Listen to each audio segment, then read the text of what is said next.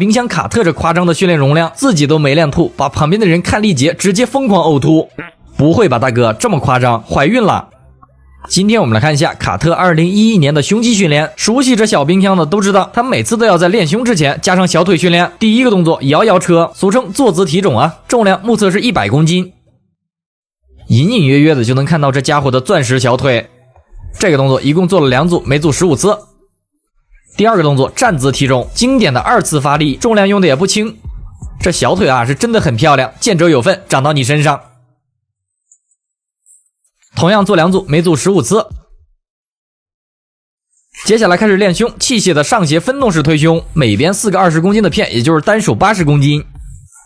头发乱的像一堆杂草，痛苦面具完全焊到脸上，感觉失去了年轻时候的激情。一共做了3组，每组8到10次。2010年的时候，也是卡特职业生涯的末期了，奥赛冠军的宝座马上交给天赋怪西斯大帝。要不是你没参加当年的奥赛，冠军还真不一定是谁呢。第二个动作上斜的哑铃卧推，单手120磅，也就是54公斤，相当于多数成年女性的重量。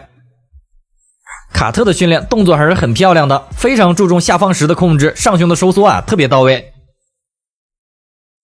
这个动作一共做了3组，每组12次。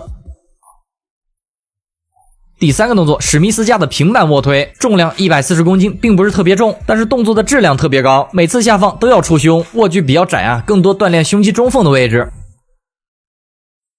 这个动作同样3组，每组12次。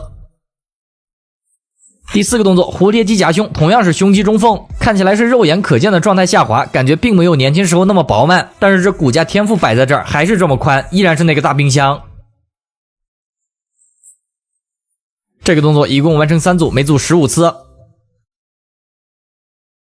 第5个动作哑铃上提，非常老派的一个动作，在当年的黄金时代，健美之神阿诺非常喜欢这个动作，做起来还是相当有难度的，哑铃不能下放太低，不然就练到背阔了，而且对于肩关节和肩胛骨灵活度要求非常高。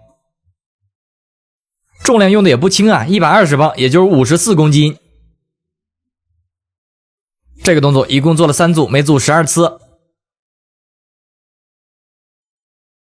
第6个动作坐姿的分动式卧推，每边3个大片，也就是单边60公斤。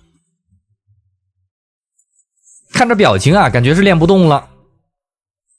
一共做了2组，每组10次，连小腿带胸整了8个动作，对于别人已经相当恐怖了，但是对于他自己，放在年轻时候到这儿才算刚开始训练，但是很可惜，谁都战胜不了时间。拜拜。